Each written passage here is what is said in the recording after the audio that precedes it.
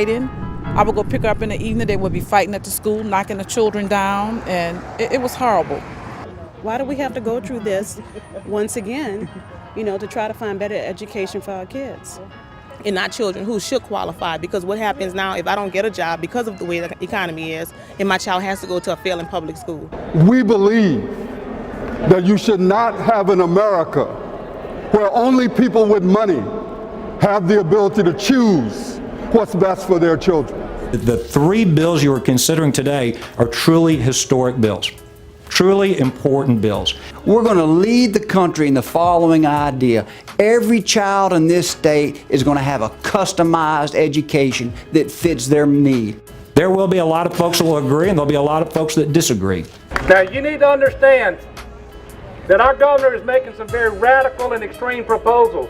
But if we will remember, educational reform is not about the adults. It is about the children.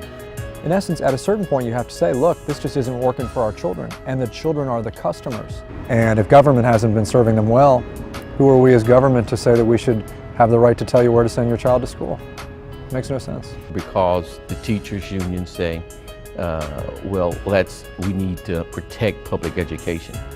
Well, my opinion is that the public education system is not functioning. Every year, it seems like there's attack on public education. We have a good system that is just about to be dismantled if you pass all this legislation. One of the problems I think we have when you push for this type of change, it is easily translated into you're bashing teachers. And I would say the opposite.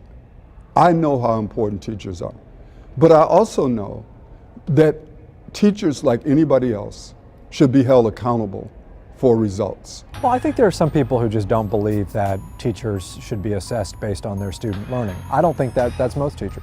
But that's why it's such a shame that people who speak for teachers or purport to speak for teachers speak as if this is some doomsday that's coming for all teachers. If you believe that they have you at heart and they want to empower you and they want to give you everything that you need, you are wrong. They're taking away everything they can. People play hardball when their power is threatened.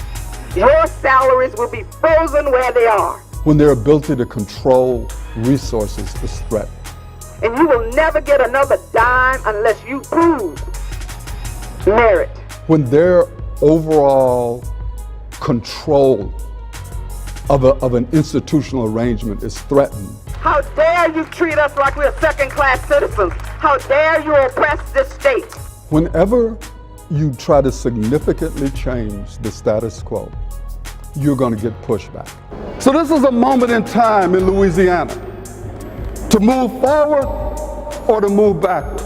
And that is why we are so focused on these bills, so focused on educational reform as a priority. If we will remember, this is not about the next poll, this is not about the next election, this is about the next generation. I believe we will have the courage to be bold.